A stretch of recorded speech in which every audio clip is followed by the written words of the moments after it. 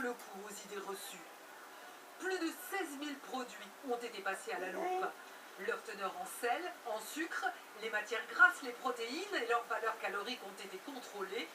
Résultat, entre les produits premier prix et les C'est produits une nouvelle de fable de La marque, Fontaine, le pas de hérisson puis le différence. cochon d'Inde. Ils ont les mêmes qualités nutritionnelles. Grisou et Chouchou, C'était pas vraiment une surprise. Grisou et Chouchou Les sont pas vraiment associations de potes. consommateurs, notamment, avaient déjà constaté ce type de résultats sur des études plus focalisées, spécialisées.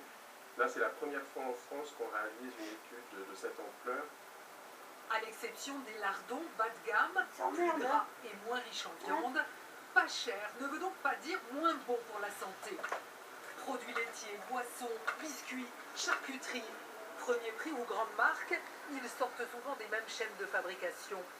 Dans cette usine, une marque fabrique ses propres jus de fruits, mais aussi ceux pour la grande distribution. Le produit est le même, seul l'emballage fait la différence. Les niveaux d'exigence et les niveaux de qualité sont strictement les mêmes. Les produits vont être différents, parce qu'il y aura des choix différents faits par les acheteurs, mais sur la partie exigence, c'est exactement la même chose entre la marque distributeur et le client industriel. Les nutritionnistes constatent eux aussi peu de différence, ce qui n'était pas le cas il y a 10 ans. Il y a eu beaucoup d'efforts de la part des marques des distributeurs justement pour égaler les grandes marques. Donc ils se sont entourés de nutritionnistes pour améliorer la qualité nutritive de leurs produits final. Alors, comment choisir? Chacun fait selon son goût et son budget. Cette nouvelle étude pourrait changer le comportement des consommateurs, encore attachés aux grandes marques. Pour la santé, je pense que c'est une grande marque meilleure. Premier prix, il y a toujours un petit doute sur la qualité, mais bon. Vu mes revenus, j'ai plutôt vers les premiers prix, hein, comme beaucoup de personnes. Malgré tout, les grandes marques gardent un atout sur leurs concurrents. Elles proposent une offre plus variée, notamment les produits allégés.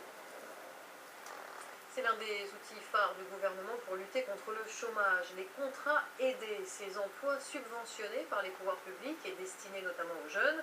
Or, selon une étude de l'INSEE, ils n'aideraient pas particulièrement à intégrer la vie active et pourraient même réduire les chances de trouver un emploi. Explication Fabien Cazot, Éric Delagneau, Alain Marigan. Les contrats aidés dont bénéficient ces agents municipaux sont-ils un frein pour trouver un emploi stable? C'est ce que semble démontrer ce rapport explosif de l'INSEE.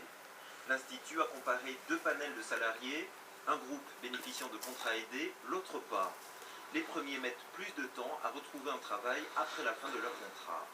C'est le cas de Cécile Dupeux. Il y a encore 8 mois, elle travaillait ici, dans cette déchetterie. Un contrat aidé à temps partiel pour 740 € par mois. À la sortie, son employeur n'a pas d'embauche à lui proposer. Depuis, elle est au chômage. Mais il faut persévérer. Moi, j'envoie des CV, des candidatures spontanées, j'ai des entretiens qui ne se concrétisent pas parce que mon expérience n'est pas faite dans le domaine.